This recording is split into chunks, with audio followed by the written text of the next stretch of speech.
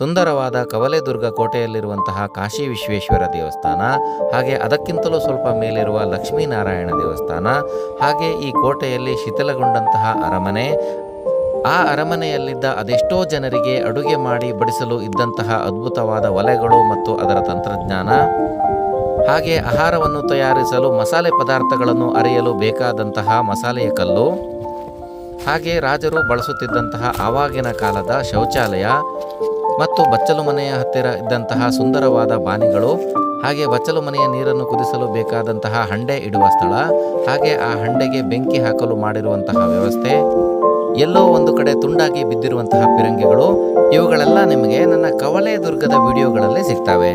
ಬನ್ನಿ ಈಗ ವಿಡಿಯೋವನ್ನು ಸ್ಟಾರ್ಟ್ ಮಾಡೋಣ. Hello friends, welcome to my channel high level tourism. ನನ್ನ ಹೆಸರು ನಟರಾಜ್ ಅಂತ. ಸ್ನೇಹಿತರೆ, ಈಗ ನಾವು ಸಾಗರದ ಕಡೆಯಿಂದ ತೀರ್ಥಹಳ್ಳಿ ಹೋಗ್ತಾ ಇದ್ದೀವಿ.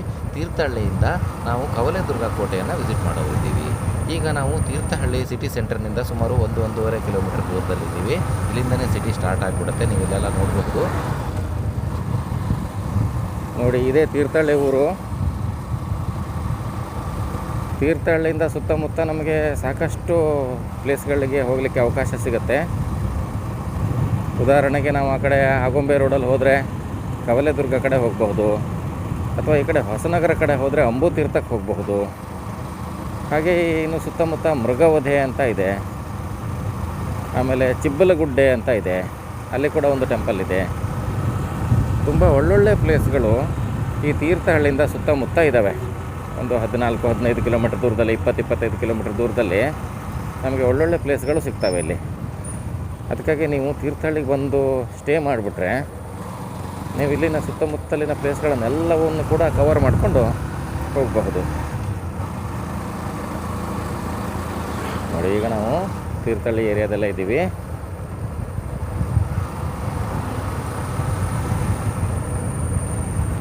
ಹಾಗೆ ಸಾಕಷ್ಟು ದೊಡ್ಡ ಪೇಟೆನೇ ಇದು ತೀರ್ಥಹಳ್ಳಿ ಅಂತ ಹೇಳ್ಬೋದು.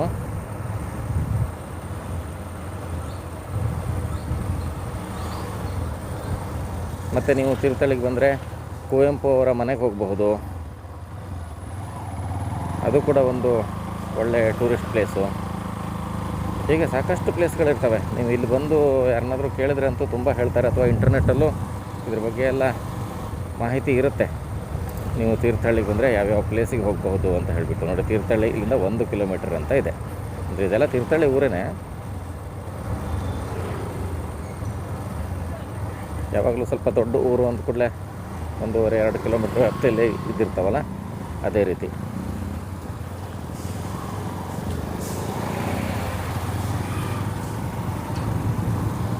ನೋಡಿ, ಜೂನ್ ಎಂಡ್ ಟೈಮಲ್ಲಿ ಈ ವಿಡಿಯೋ ಮಾಡ್ತಾಯಿದ್ರು ಕೂಡ ಇಲ್ಲೆಲ್ಲ ಮಳೆ ಆಗಿಲ್ಲ ಅನಿಸುತ್ತೆ ಇನ್ನು.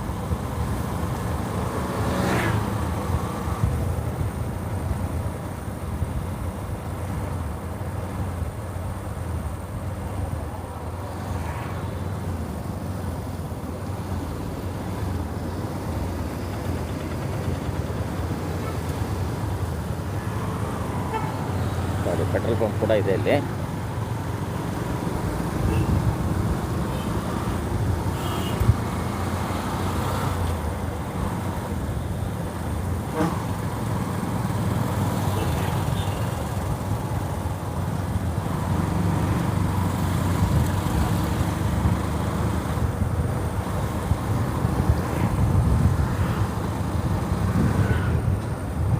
ಟಿಗೋರ್ ಎಲ್ಲಿ ಕಂಡು ಕೂಡಲೇ ಒಂದ್ಸಲ ಲಕ್ಷ್ಯ ಹೋಗುತ್ತೆ. ಯಾಕೆಂದರೆ ನಂದು ಟಿಗೋರ್ ಇದೆ, ಒಂದು ಮ್ಯಾಗ್ನೆಟಿಕ್ ರೆಡ್ ಕಲರ್ ಟಿಗೋರು.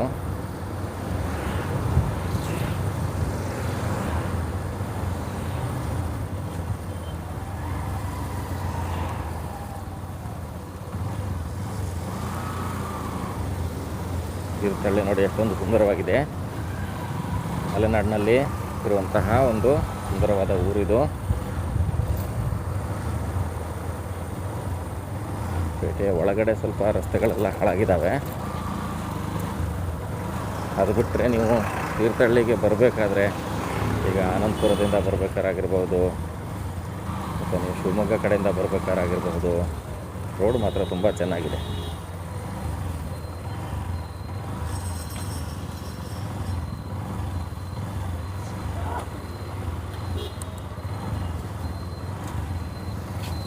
ನೋಡಿ, ಇಲ್ಲಿಂದ ನಾವು ಆ ಕಡೆ ಅಂದರೆ ನಮ್ಮ ರೈಟ್ ಸೈಡ್ಗೆ ಇರುವಂತಹ ರೋಡಲ್ಲಿ ಹೋಗಬೇಕಾಗಿರುತ್ತೆ. ಮುಂದೆ ಹೋದರೆ ನಾವು ಊರಿಗೂ ಹೋಗಬಹುದು, ಆದರೆ ನಾವು ಇಲ್ಲಿಂದನೇ ರೈಟ್ ಸೈಡ್ ತೊಗೊಂಡು ಆಗುಂಬೆ ರೋಡಲ್ಲಿ ಮುಂದುವರಿಯೋಣ. ಅಲ್ಲಿಂದ ನಾವು ಮುಂದೆ ಹೋಗಿ ಕವಲೇದುರ್ಗ ಕಡೆ ಹೋಗೋಣ. ಸ್ನೇಹಿತರೆ, ಈಗ ನಾವು ಹೋಗ್ತಿರುವಂಥದ್ದು ಆಗುಂಬೆ ರೂಟು. ಯಾಕೆಂದರೆ ಈಗ ನಾನಿಲ್ಲಿ ಕವಲೇದುರ್ಗ ಕೋಟೆಯನ್ನು ನೋಡಲಿಕ್ಕೆ ಹೊರಟಿದ್ದೀನಿ. ಕವಲೇದುರ್ಗ ಕೋಟೆಗೆ ಹೋಗಬೇಕು ಅಂತಂದರೆ ಇದೇ ರೋಡಲ್ಲೇ ಹೋಗಬೇಕಾಗಿರುತ್ತೆ ನಾವು.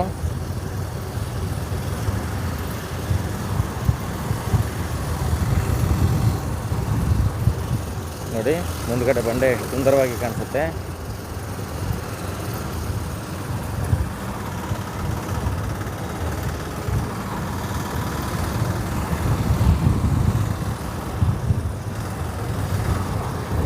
ಅದೇ ದೂರದಲ್ಲಿ ಬೋರ್ಡ್ ಇದೆ, ಎಲ್ಲೆಲ್ಲಿ ಹೋಗೋದು ಅಂತೇಳಿ ನಿಮಗೆ ತೋರಿಸ್ತೀವಿ. ನೋಡಿ, ಎಡಕ್ಕೆ ಹೋದರೆ ಕುಪ್ಪಳ್ಳಿ 16 ಕಿಲೋಮೀಟ್ರ್ ಆಗುತ್ತೆ, ಶೃಂಗೇರಿ 51 ಕಿಲೋಮೀಟ್ರು, ಆಗುಂಬೆ 31 ಕಿಲೋಮೀಟ್ರು, ಹಾಗೆ ಉಡುಪಿ 83 ಕಿಲೋಮೀಟ್ರ್ ಇದೆ.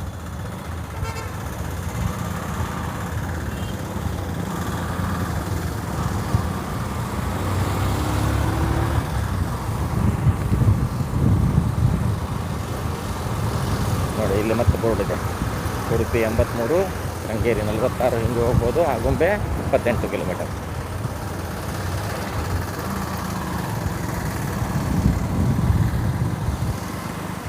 ನೋಡಿ, ಈಗ ಬೆಟ್ಟ ಎಷ್ಟೊಂದು ಸುಂದರವಾಗಿ ಕಾಣಿಸುತ್ತೆ.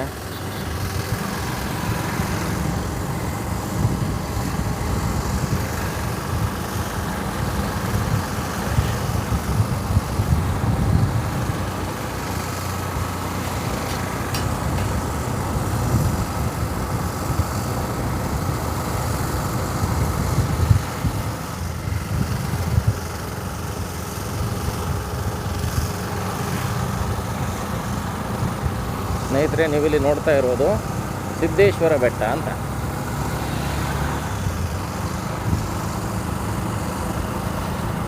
ನನ್ನ ಮುಂದಿನ ವಿಡಿಯೋಗಳಲ್ಲಿ ನಿಮಗೆ ನಾನು ಸಿದ್ದೇಶ್ವರ ಬೆಟ್ಟವನ್ನು ತೋರಿಸ್ತೀನಿ.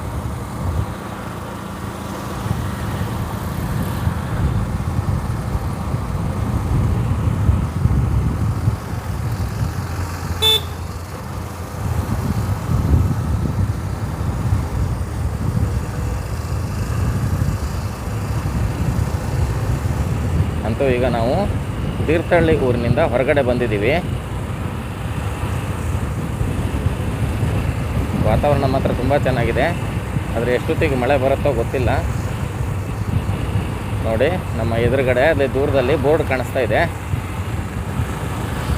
ಪಟ್ಟಣ ಪಂಚಾಯಿತಿ ತೀರ್ಥಹಳ್ಳಿ. ಇಲ್ಲಿಗೆ ತೀರ್ಥಹಳ್ಳಿ ಪಟ್ಟಣ ಮುಗೀತು.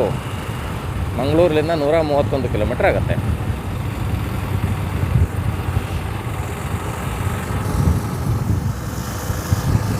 ನೋಡಿ, ತೀರ್ಥಹಳ್ಳಿ ಪಟ್ಟಣದ ಹೊರವಲಯದಲ್ಲಿ ನಾವೀಗ ಬಂದಿದ್ದೀವಿ.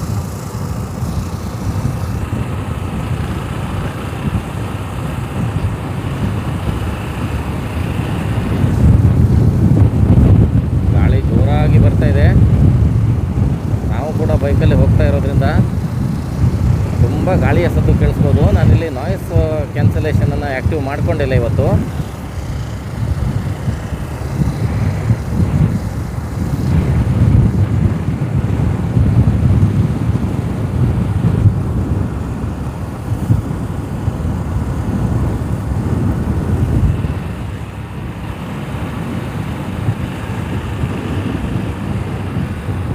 ನೋಡಿ, ಇಲ್ಲೊಂದು ದೇವಸ್ಥಾನ ಇದೆ, ರೆಡ್ ಕಲರಲ್ಲಿ ತುಂಬ ಚೆನ್ನಾಗಿ ಕಾಣಿಸ್ತಾ ಇದೆ ಇದು.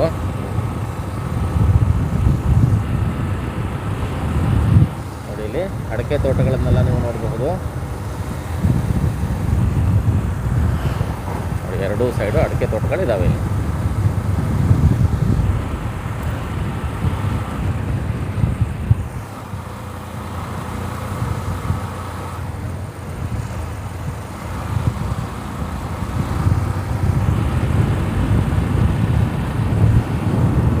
ಗಾಳಿ ಜೋರಾಗಿ ಬೀಸೋದ್ರಿಂದ ನಾನು ಮಾತಾಡ್ತಾ ಇರೋದು ನಿಮಗೆ ಕೇಳಿಸೋದು ಡೌಟ್ ಇದೆ ಈ ವಿಡಿಯೋದಲ್ಲಿ.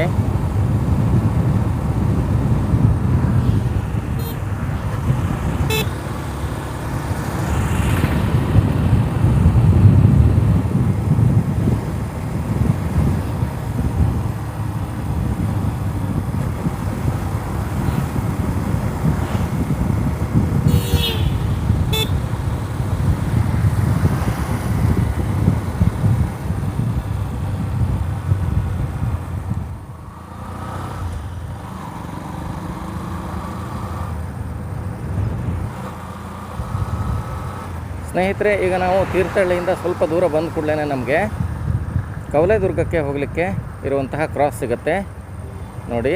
ಇಲ್ಲಿ ಬಿಳಲುಕೊಪ್ಪ ಅಂತ ಇದೆ. ಬಿಳಲುಕೊಪ್ಪದಿಂದ ನಾವು ರೈಟ್ಗೆ ಹೋಗಬೇಕಾಗಿರುತ್ತೆ ನೋಡಿ. ಇದೇ ರೋಡು. ಈ ರೋಡಲ್ಲಿ ನಾವು ಹೋಗ್ಬಿಟ್ರೆ ಕವಲೇದುರ್ಗ ಕೋಟೆಗೆ ಹೋಗಬಹುದು.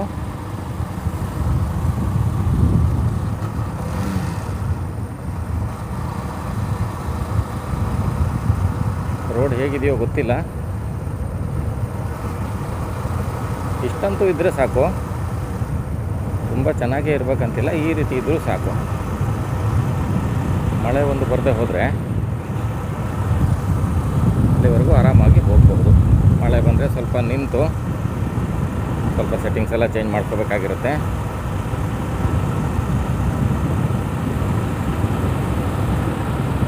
ಒಟ್ಟು ಸುಮಾರು ತೀರ್ಥಹಳ್ಳಿಯಿಂದ ಒಂದು 18 ಕಿಲೋಮೀಟರ್ ದೂರದಲ್ಲಿದೆ ಕವಲೇದುರ್ಗ ಕೋಟೆ.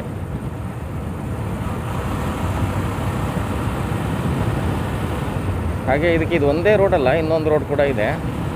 ಅದೇ ನಾವೀಗ ಹೋಗ್ತೀವಲ್ಲ ಆಗುಂಬೆ ರೋಡಲ್ಲಿ, ಅದೇ ರೋಡಲ್ಲೇ ಮುಂದೆ ಹೋದರೂ ಕೂಡ ಅಲ್ಲೂ ಇನ್ನೊಂದು ಕಡೆ ಕೂಡ ರೋಡ್ ಇದೆ ಇದಕ್ಕೆ. ಆದರೆ ತೀರ್ಥಹಳ್ಳಿಯಿಂದ ಬರೋರಿಗೆ ಈ ರೋಡೇ ಸ್ವಲ್ಪ ಹತ್ತಿರ ಆಗುತ್ತೆ ಅಂತ ಅನಿಸುತ್ತೆ. ನೋಡಿ, ಸಣ್ಣ ಕಾಡು ಮಧ್ಯ ಈ ರೋಡ್ ಇದೆ. ತುಂಬ ಚೆನ್ನಾಗಿ ಅನಿಸುತ್ತೆ ಈ ರೋಡಲ್ಲಿ ಹೋಗ್ಬೇಕಾದ್ರೆ. ಸಾತಗೋಡು 6 ಕಿಲೋಮೀಟರ್ ಅಂತ ಇದೆ.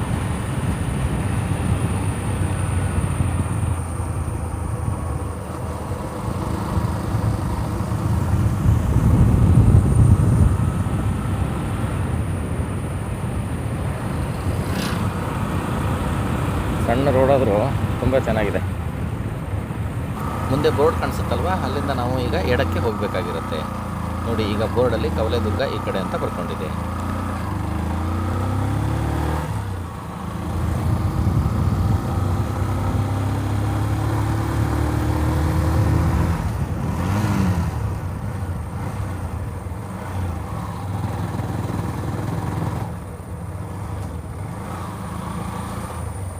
ಈ ರೋಡಲ್ಲಿ ಅಂದರೆ ನಮಗೆ ಗೊತ್ತಿಲ್ಲದೆ ಇರೋ ರೋಡಲ್ವ ಇದು, ಸ್ವಲ್ಪ ನಿಧಾನವಾಗಿ ಹೋಗಬೇಕಾಗಿರುತ್ತೆ.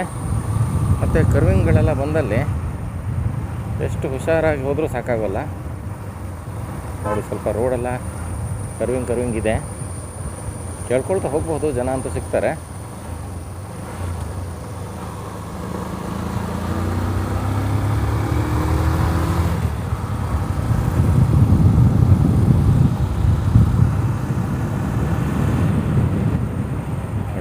ತೋಟ ಎಲ್ಲ ಕಾಣಿಸ್ತಾ ಇದೆ ನಮಗೆ.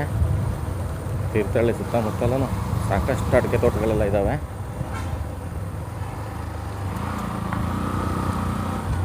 ಯಾಕಂದರೆ ಮಲೆನಾಡಿನ ಪ್ರದೇಶ ಆಗಿರೋದ್ರಿಂದ ಅಡಿಕೆ ಎಲ್ಲ ಜಾಸ್ತಿ ಬೆಳೆಯುತ್ತೆ ಈ ಕಡೆ. ತೋಟನೂ ಇರ್ತದೆ, ಗದ್ದೆನೂ ಇರ್ತವೆ.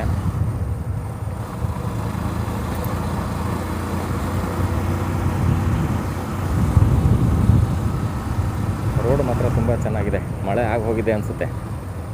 ರೋಡೆಲ್ಲ ಸ್ವಲ್ಪ ಒದ್ದೆ ಆಗಿದೆ. ಬೆಳಗ್ಗೆ ಮಳೆ ಆಗಿದೆಯೋ ಏನೋ, ಆದರೂ ಅಷ್ಟು ದೊಡ್ಡ ಪ್ರಮಾಣದಲ್ಲೇನು ಮಳೆ ಆಗಿಲ್ಲ ಅಂತ ಅನಿಸುತ್ತೆ. ಸಣ್ಣ ಪ್ರಮಾಣದಲ್ಲಿ ಆಗಿರಬೇಕು ಮಳೆ ನೋಡಿ. ಇಲ್ಲೊಂದು ಬೋರ್ಡ್ ಇದೆ, ಸರಿ ಮೈಲ್ ಸ್ಟೋನ್ ಇದೆ, ಕವಲೇದುರ್ಗ 9 ಕಿಲೋಮೀಟರ್ ಅಂತ. ಈ ರೋಡಲ್ಲಿ ಇನ್ನೂ 9 ಕಿಲೋಮೀಟರ್ ನಾವು ಹೋಗಬೇಕಾಗುತ್ತೆ ಕವಲೇದುರ್ಗಕ್ಕೆ.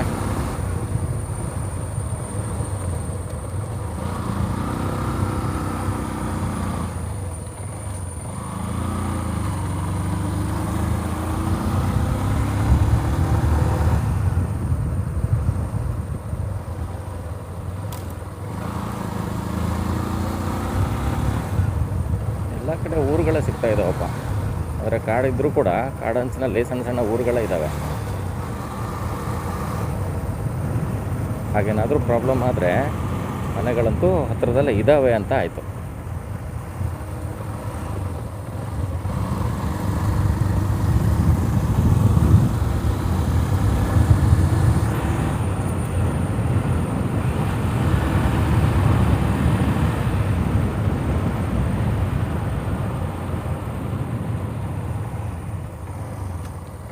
ಒಳಗೆಲ್ಲ ರೋಡ್ ಹೋಗ್ತಾವೋ ಗೊತ್ತಿಲ್ಲ.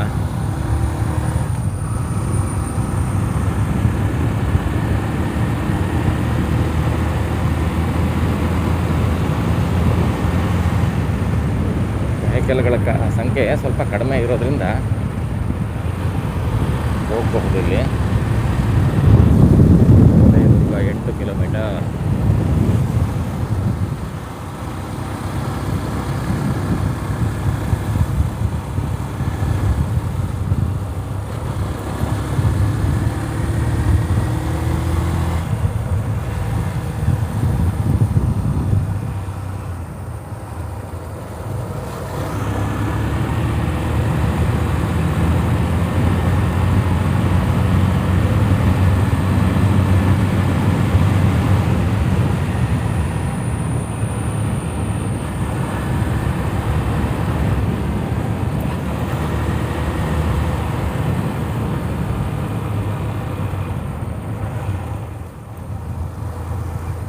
ದನಕರುಗಳೆಲ್ಲ ಮೇಲಕ್ಕೆ ಹೋಗ್ತಾ ಇದ್ದಾವೆ.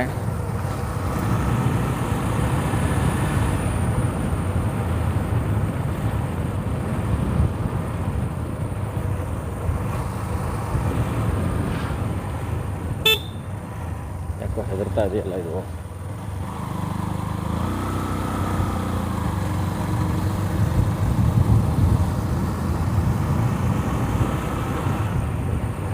ದುರ್ಗ 7 ಕಿಲೋಮೀಟರ್.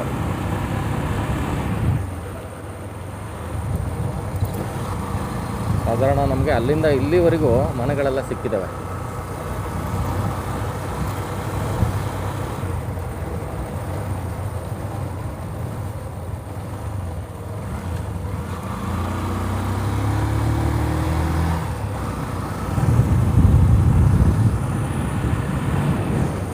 ಟವರ್ ಕೂಡ ಆಗಿದೆ, BSNL ಟವರು. BSNLಿಂದ ಅದೊಂದು ಒಳ್ಳೆಯ ಗುಣ ಅಂತಂದರೆ ಅಂತಹ ಮೂಲೆಯಲ್ಲಿರೋ ಹಳ್ಳಿಲಾದರೂ ಒಂದು ಟವರ್ ಮಾಡಿರ್ತಾರೆ. ಈಗ ದಾಂಡೇಲಿ ದಟ್ಟ ಕಾಡುಗಳಲ್ಲಿ ಒಳಗಡೆ ಸಣ್ಣ ಸಣ್ಣ ಊರುಗಳಲ್ಲೆಲ್ಲ ಈಗ ಟವರ್ನ ಮಾಡಿಟ್ಟಿದ್ದಾರೆ. ಗುಡ್ಡ ಯಾವ ರೀತಿ ಕಾಣಿಸ್ತಾ ಇದೆ ಮೇಲ್ಗಡೆ.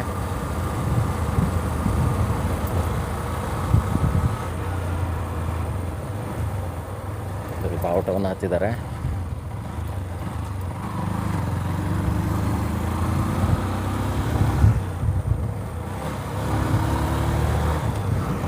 ಕವಲೇದುರ್ಗ 6 ಕಿಲೋಮೀಟರ್ಗಳು.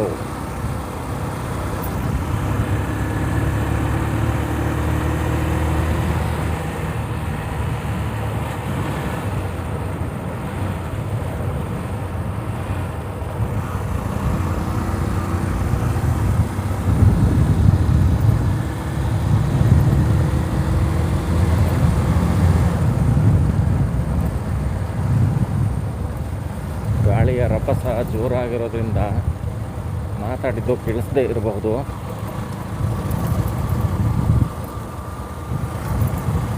ಇಂತಹ ಸ್ಥಳಗಳಲ್ಲಿ ಮಾತೇನು ಇಂಪಾರ್ಟೆಂಟ್ ಅಲ್ಲ, ನೇಚರ್ ತುಂಬ ಇಂಪಾರ್ಟೆಂಟು. ಪ್ರಕೃತಿಯನ್ನು ನೋಡ್ಕೊಳ್ತಾ ಹೋಗಿ, ಊರನ್ನು ನೋಡ್ತಾ ಹೋಗಿ ಯಾವ ರೀತಿ ಊರಿದೆ ಅಂತ.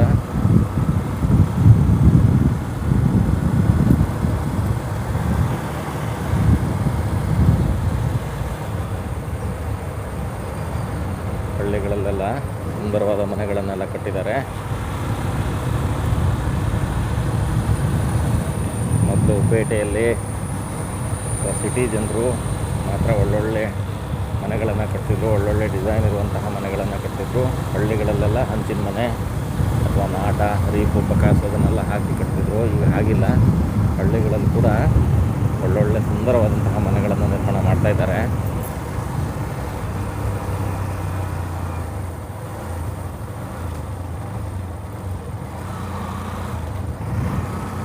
ಕೆಳಗಡೆ ಎಲ್ಲ ತೋಟ ಹೇಗಿದೆ.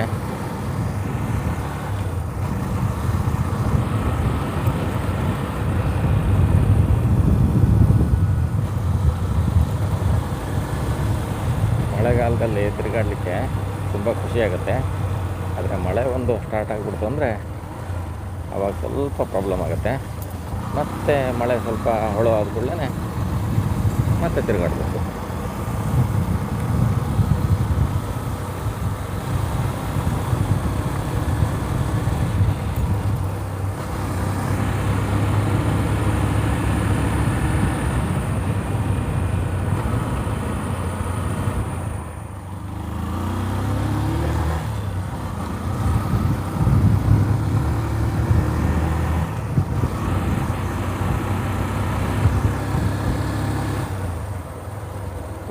ಖುಷಿಯಾಗಿದ್ದು ಅಂದರೆ ಎಲ್ಲ ನೋಡಿದ್ರು ಊರುಗಳು ಸಿಗ್ತಾ ಇದ್ದಾವೆ, ಮನೆಗಳು ಸಿಗ್ತಾ ಇದ್ದಾವೆ.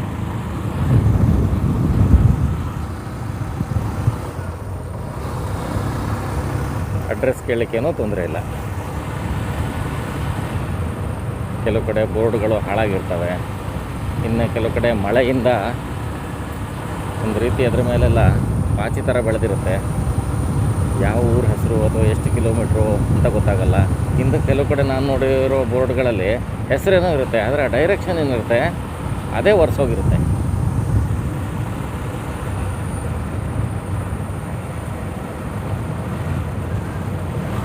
ಅಂಥ ಊರುಗಳಲ್ಲಿ ಮತ್ತೆ ಕೇಳಲಿಕ್ಕೂ ಕೂಡ ಯಾರೂ ಸಿಗೋದಿಲ್ಲ. ಅಡ್ರೆಸ್ ಕೇಳೋಣ ಅಂತ ಅಂದರು.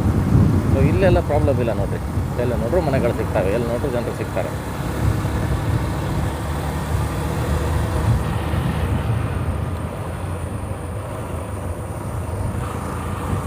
ನೋಡಿ ಗುಡ್ಡದ ಸಾಲು ಯಾವ ರೀತಿ ಇದೆ ಅಂತ ಗೊತ್ತಾಗುತ್ತೆ ನಿಮಗೆ.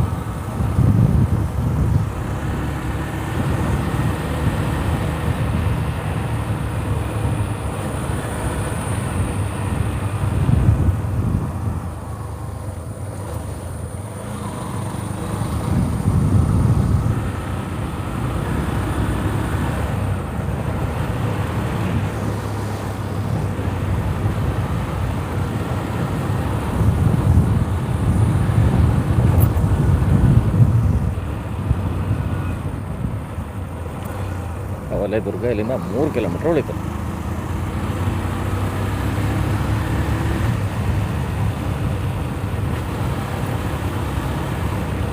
ಟೂರಿಸ್ಟ್ಗಳು ಈ ದಾರಿಯಲ್ಲಿ ಬರ್ತಾರೋ ಜಾಸ್ತಿ ಅಥವಾ ಆ ದಾರಿಯಲ್ಲಿ ಬರ್ತಾರೋ ಗೊತ್ತಿಲ್ಲ, ಯಾಕಂದರೆ ಇಲ್ಲಿ ಯಾವುದೇ ರೀತಿ ಗಾಡಿಗಳೇನು ಕಾಣಿಸ್ತಾ ಇಲ್ಲ. ಇನ್ನು ಆ ಕಡೆಯಿಂದ ಬರಲಿಕ್ಕೆ ಸ್ವಲ್ಪ ಬೆಳಗಿನ ಟೈಮ್ ಆಗಿರೋದ್ರಿಂದ ಈ ಕಡೆಯಿಂದ ಹೋಗುವಂಥ ಗಾಡಿಗಳು ಜಾಸ್ತಿ ಇರ್ತಾವೆ ಬಿಡಿ.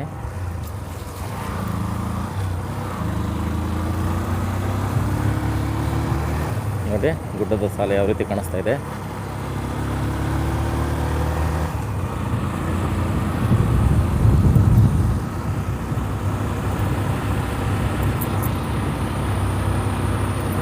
ರೋಡು ಸ್ವಲ್ಪ ಹಾಳಾಗಿದೆ, ಜಂಪ್ ಆಗ್ತಾ ಇದೆ.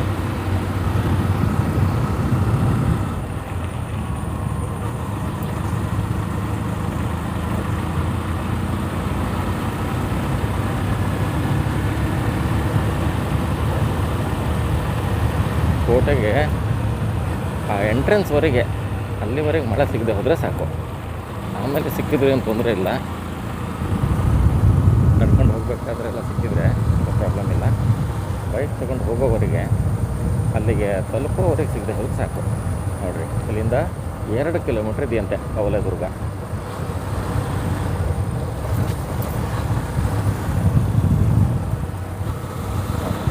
ಬಾಳೆ ತೋಟ ನೋಡಿ ಹೇಗಿದೆ. ಅಡಿಕೆ ತೋಟದಲ್ಲಿ ಮಧ್ಯೆ ಬಾಳೆನೂ ಕೂಡ ಹಾಕಿದ್ದಾರೆ.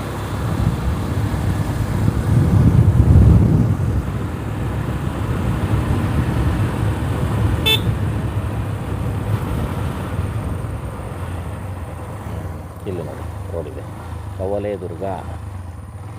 ಈಗ ನಾವು ಎಡಕ್ಕೆ ಹೋದರೆ ಕವಲೇದುರ್ಗ, ಇಂಚುವಳ್ಳಿ, ಬೊಬ್ಬೆ, ಕೊಳವಳ್ಳಿ, ಕೆಸ್ತೂರು, ಅಂದಬೈಲು, ಇಳಲಕೊಪ್ಪ, ಕೊಡಸಗುಳ್ಳಿ ಎಲ್ಲ ಹಿಂದ್ಗಡೆ ಆಯಿತು. ಈಗ ನಾವು ಕವಲೇದುರ್ಗಕ್ಕೆ ಈ ದಾರಿಯಲ್ಲಿ ಹೋಗಬೇಕಾಗಿರುತ್ತೆ.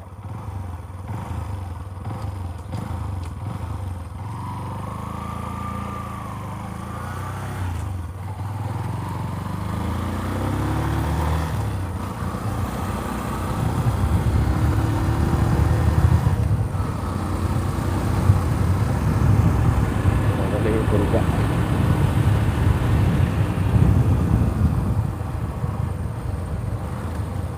ಕೆರೆಕಟ್ಟೆ ಶ್ರೀ ಮಹಾಗಣಪತಿ ದೇವಸ್ಥಾನ ನೋಡ್ರಿ ಇಲ್ಲಿರೋದು. ನೋಡಿ ಕೆರೆ ನೋಡಿ ಎಷ್ಟೊಂದು ಸುಂದರವಾಗಿದೆ.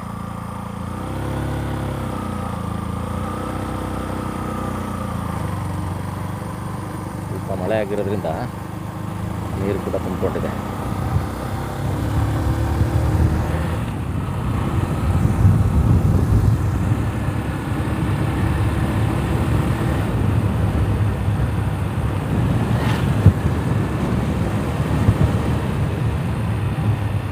ಇಲ್ಲಿಂದ ನೋಡಿ ಕವಲೇದುರ್ಗ 1 ಕಿಲೋಮೀಟ್ರ್ ಉಳಿತು. ಅಂದರೆ ಕವಲೇದುರ್ಗದ ಏರಿಯಾಕ್ಕೆ ಬಂದ್ಬಿಟ್ಟಿದ್ದೀವಿ ಈಗ ನಾವು.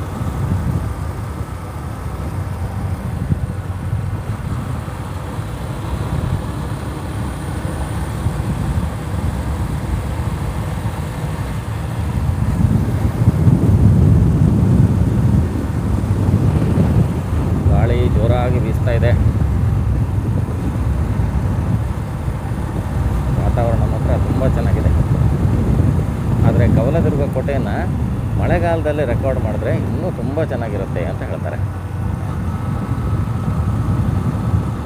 ಇದು ಮಳೆಗಾಲ ಆದರೂ ಕೂಡ ಮಳೆ ಇಲ್ಲ, ಏನು ಮಾಡೋದು.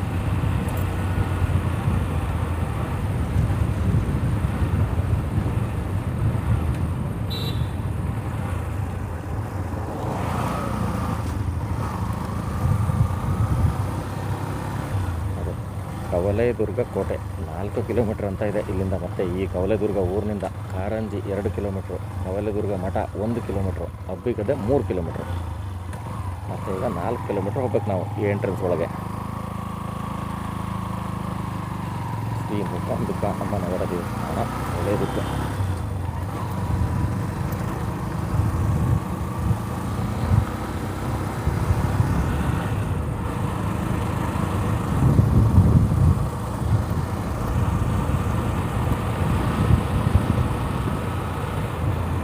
ಇದೇ ಇರಬೇಕು ಮೂಕಾಂಬಿಕಾ ಅಮ್ಮನವರ ದೇವಸ್ಥಾನ ಕವಲೇದುರ್ಗ, ತೀರ್ಥಹಳ್ಳಿ ತಾಲೂಕು.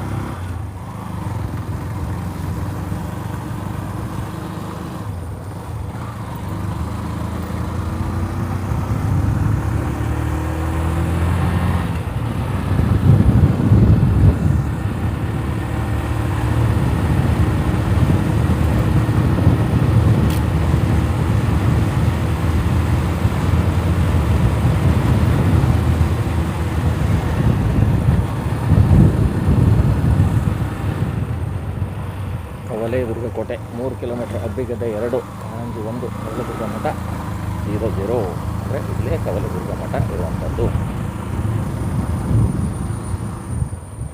ಈಗ ನೋಡಿ ಸ್ನೇಹಿತರೆ, ನಾವು ಇಲ್ಲಿ ಕವಲೇದುರ್ಗ ಕೋಟೆಯ ಪಾರ್ಕಿಂಗ್ ಏರಿಯಾವರೆಗೆ ಬಂದಿದ್ದೀವಿ. ನೀವು ನಿಮ್ಮ ವೆಹಿಕಲ್ಗಳನ್ನು ಇಲ್ಲಿ ಪಾರ್ಕ್ ಮಾಡಬಹುದು, ಸಾಕಷ್ಟು ಸ್ಥಳಾವಕಾಶ ಇದೆ. ಹಾಗೆ ನೀವು ಬೈಕಲ್ಲಿ ಬರ್ತಾ ಇದ್ದೀರಾ ಅಂತ ಆದರೆ ನಿಮ್ಮ ಹೆಲ್ಮೆಟ್ಗಳನ್ನಾಗಿರಬಹುದು ಅಥವಾ ನಿಮ್ಮ ಬ್ಯಾಗನ್ನಾಗಿರಬಹುದು ಇಲ್ಲೇ ಪಕ್ಕದಲ್ಲಿರುವಂತಹ ಅಂಗಡಿಯಲ್ಲಿ ನೀವು ಕೊಡಬಹುದು. ಅವರು ಅಲ್ಲಿ ಒಂದು ಪೆಟ್ಟಿಗೆಯಲ್ಲಿ ಲಾಕ್ ಮಾಡಿ ಇಡ್ತಾರೆ. ಸ್ನೇಹಿತರೆ, ಈ ವಿಡಿಯೋ ಸ್ವಲ್ಪ ಉದ್ದ ಆಯಿತು ಅಂತ ಅನಿಸುತ್ತೆ. ಅದಕ್ಕಾಗಿ ನಾನು ಇನ್ನುಳಿದ ಭಾಗವನ್ನು ಪಾರ್ಟ್ 2ದಲ್ಲಿ ಅಪ್ಲೋಡ್ ಮಾಡಿದ್ದೀನಿ, ನೀವು ನೋಡಬಹುದು.